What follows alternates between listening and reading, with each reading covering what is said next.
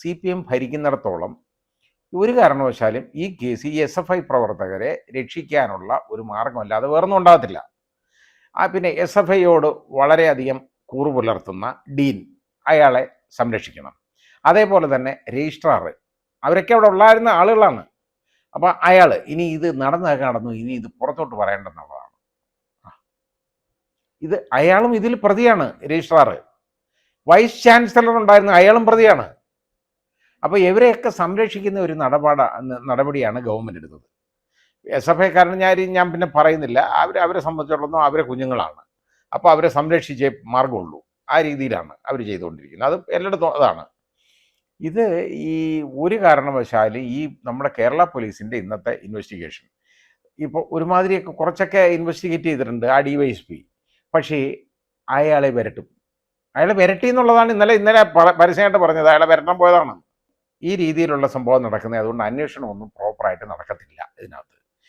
ഇതുവരെയും ആ 307, അതായത് ഇതിപ്പോൾ ആ കൊലക്കുറ്റം അതിനകത്ത് ചാർത്തുന്നില്ലെങ്കിൽ 307 ഉറപ്പായിട്ട് വരണം. കാരണം ഈ കുട്ടിയുടെ ഈ ഇടത് നെഞ്ചിലൊക്കെ ഉണ്ടല്ലോ, ആ മിഡ് ലൈനിൽ നിന്ന് 6 സെൻറ്റിമീറ്റർ മാറി, അതായത് ഈ ഭാഗത്ത് വരും. ഇവിടെ ഭയങ്കരമായിട്ട് ചവിട്ടിയതിൻ്റെ പാടാണ് കിടക്കുന്നത്. വലിയ പാട്, വളരെ 15 സെൻറ്റിമീറ്ററൊക്കെ വിസ്താരമുള്ള പാട്. അത്രത്തോളം ചവിട്ടിയതാണ്. അതുപോലെ വലത് നെഞ്ചിലും. അത് പിന്നെ പോട്ടെ, ഇടത് ചവിട്ടിയിട്ട് പോരാന്ന് തോന്നിയായിരിക്കും വലത്തൂടെ ചവിട്ടിയത്. ഇടത് വയറിന് അബ്ഡമൻ അവിടെ ചവിട്ടി. അതിൻ്റെ ഇമ്പാക്റ്റ്, ഇൻറ്റേർണൽ ഇമ്പാക്റ്റ് കൊണ്ട് ആ വൻകുടലിൻ്റെ ആ രക്തത്തിൻ്റെയും ഭാഗത്ത് അതിൽ ഭയങ്കരമായ കൺഫ്യൂഷനുണ്ട് വളരെ. ഇത് ധാരാളം മതി. അതുപോലെ തന്നെ കഴുത്തിൽ അത് മരണകാരണമായേക്കാവുന്ന തന്നെ വേറെ ഒരു പ്രഷർ അബരേഷൻ ഉണ്ട്. അത് വയർ മുറുക്കി വലിച്ചതാണ്. അതാ കാര്യം. അപ്പം അത്രയും മതി.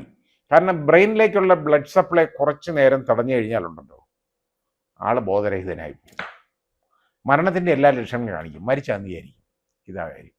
ഈ മരിച്ച ആളിനെ ഉണ്ടല്ലോ, ഒരു മരിച്ച ആളിനെ 2 മണിക്കൂറിനകത്ത് എടുത്ത് കെട്ടി തൂക്കിയാലും ഇതുപോലെ ഈ പ്രഷർ അബരേഷൻ അതുപോലെ വരും, ശരീരത്തിൽ വരാം. ഇൻഫിൽട്രേഷൻ ഓഫ് ബ്ലഡ് ഒക്കെ വരും. കാരണം അപ്പോഴത്തേക്കും ബ്ലഡ് ക്ലോട്ടൊന്നും ആവത്തില്ല. അതൊക്കെ വരാവുന്നതാണ്. ഇത് ശരിയായ രീതിയിൽ അതിൻ്റെ പോസ്റ്റ്മോർട്ടം നടക്കണമായിരുന്നെങ്കിൽ ലൈഗേച്ചർ കൊണ്ട് കൊടുക്കണം. അത് ചെയ്തിട്ടില്ല. അപ്പോൾ അതിനെക്കുറിച്ച് അന്വേഷണമൊന്നുമില്ല. പിന്നിത് ഈ കൊലപാതകത്തിൻ്റെ ആ അന്വേഷണം എങ്ങും എത്തത്തില്ല ഇപ്പോൾ. അതിൻ്റെ കാരണം എന്താണെന്ന് ഞാൻ ഈ പറഞ്ഞ പോലെ ആദ്യത്തെ തെളിവുകൾ മുഴുവൻ നശിപ്പിച്ചു. ഇൻഡിപെൻഡൻ്റ് ആയിട്ടുള്ള വിറ്റ്നസ്സിനെ കിട്ടത്തില്ല. ഈ വിറ്റ്നസ്സിന് സാക്ഷികളായിട്ടുള്ള ആളുകളെ എല്ലാം ഇവർ ഭീഷണിപ്പെടുത്തും. എന്ന് പറഞ്ഞാൽ ഇത് പുറത്ത് പറഞ്ഞാൽ കൊന്നുകളയും, തല കാണത്തില്ല എന്ന് പറഞ്ഞേക്കുന്നതാണ് ഈ കുട്ടികളുടെ അടുത്ത്, ബാക്കിയുള്ളവരുടെ അടുത്ത്. അപ്പോൾ ഇതിൽ നിഷ്പക്ഷരായ ഒരുപാട് കുട്ടികളുണ്ട്. അവർ ഇത് പുറത്ത് പറഞ്ഞാൽ അവരെ തല കാണത്തില്ല എന്നാണ് പറഞ്ഞേക്കുന്നത്. അത്രയും വലിയ ആളുകളായ യവന്മാർ, വലിയ പുള്ളികളാണ്. കാരണം യവന്മാരെ ഭരിക്കുന്ന യവന്മാരാണല്ലോ. തല എവിടെയൊക്കെ ഇരിക്കണം, ആർക്കൊക്കെ തല വേണമെന്ന് തീരുമാനിക്കുന്നവനൊക്കെയാണ്, വേറെ ആരല്ല സമൂഹത്തിൽ. അപ്പോൾ ഇതാണ് അവരുടെ കാഴ്ചപ്പാട്. അങ്ങനെയുള്ളപ്പോൾ എങ്ങനെ ഈ അന്വേഷണം നടക്കുന്നത്? ക്രൈം ബ്രാഞ്ചിന് കൊടുക്കാമെന്ന് പറയും. ഒരു പ്രയോജനമില്ല. അത് ഒതുക്കാനാണ്. ക്രൈം ബ്രാഞ്ചിന് കൊടുത്താലും അത് ഒതുക്കൽഫിക്കേഷൻ മാത്രമേ നടക്കുള്ളൂ. വേറെ ഒന്നും നടക്കത്തില്ല അതിനകത്ത്. കാരണം അത് ആഭ്യന്തരമന്ത്രിയുടെ കീഴിൽ തന്നെയാണ്, ബഹുമാന്യനായ മുഖ്യമന്ത്രിയുടെ കീഴിൽ തന്നെയാണ്. അദ്ദേഹം ഇതുപോലെ റോഡിൽ കാണുന്ന ആളുകൾ തെരുവുണ്ടകളെ കൊണ്ട് അടുപ്പിച്ചിട്ട് മാതൃകാപരമായ ജനകീയ, അതായത് ജീവൻ രക്ഷാ പ്രവർത്തനം എന്ന് പറഞ്ഞാണ്. ഇതാണ് ജീവൻ രക്ഷാ പ്രവർത്തനം നമ്മളിപ്പോൾ കണ്ടത്. എന്താ പറയുക, ഈ ഡീൻ പറയുന്നത് പെട്ടെന്ന് ഇത് അഴിച്ച്, അതായത് ബോഡി കണ്ട് കിടക്കുന്ന കണ്ടു, തൂങ്ങി മരിച്ചു. അയാൾ പറഞ്ഞ് തൂങ്ങി മരിച്ച് കിടക്കുന്ന കണ്ടു, രക്ഷപ്പെടുത്താനായിട്ട് അഴിച്ച് കൊണ്ടുപോയെന്ന്. മരിച്ചു കിടക്കുന്ന ഒരാളെ രക്ഷപ്പെടുത്താൻ പോയ ഇയാളാരും ദൈവവും.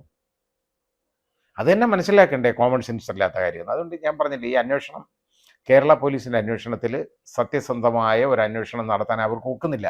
അവർക്ക് പറ്റാത്തതല്ല, അതായത് അവർക്ക് കഴിവില്ലാത്തതല്ല.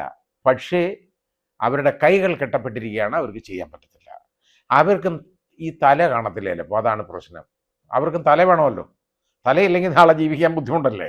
അത് കാരണം അവർ ഭയന്നാണ് അവരും ഇതിന് ഈ കൂട്ടുകൂടി നിൽക്കുന്നത്. വേറെ ഒന്നുമില്ല. ശരിയായ തെളിവെടുപ്പൊന്നും നടന്നിട്ടില്ല. ഏതാണ്ട് പിക്നിക്കിനൊക്കെ കൊണ്ടുപോകുന്നവന്മാരെ അതുപോലെ അവന്മാരെ കൊണ്ടുവന്ന് അവിടെ ഇവിടെയൊക്കെ നടക്കുന്നുണ്ട്. ഇങ്ങനെയാണോ പ്രതികളെ കൊണ്ട് നടക്കുന്നത്? നമ്മൾ കണ്ടിട്ടുണ്ടല്ലോ തെളിവെടുക്കുന്ന ഈ രീതിയിലാണോ? അപ്പോൾ ഇത് ഞാൻ പറഞ്ഞില്ലേ, ഇത് ഒരിക്കലും ശരിയായ അന്വേഷണം നടക്കത്തില്ല. ഇതിൻ്റെ അന്വേഷണം എത്രയും പെട്ടെന്ന് CBI ഏൽപ്പിച്ചാൽ എന്തെങ്കിലുമൊക്കെ നടക്കും. ഇല്ലെങ്കിൽ ഒന്നും നടക്കാൻ പോകുന്നില്ല.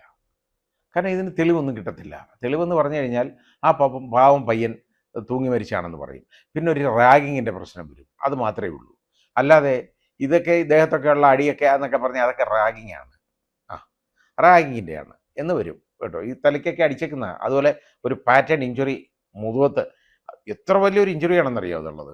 അത് ഏതാണ്ട് വലിയ വടിയോ അല്ലെങ്കിൽ ഇരുമ്പ് അല്പം അതായത് അൺഈവൻ സർഫസ് അല്ലാത്ത ഇരുമ്പ് പോലുള്ള എന്തെങ്കിലും കൊണ്ടോ അടിച്ചതാണ് കേട്ടോ. ഈ റെയിൽവേ ട്രാക്ക് പോലെ റെയിൽ ട്രാക്ക് മാതിരിയുള്ള ഒരു ഇഞ്ചുറി, വലിയ ഇഞ്ചുറിയാണ് അത് ഉള്ളത്. അവൻ്റെ മുഖത്ത് ഒരു ഇഞ്ച് ഓഫ് സ്പേസ് ഇല്ല അടി കൊള്ളാത്ത സ്ഥലമായിട്ട്. ഇത്രയും ക്രൂരത കാണിച്ച് ഇവന്മാരെടുത്ത് ഇവരിങ്ങനെ നിൽക്കുന്നല്ലോ.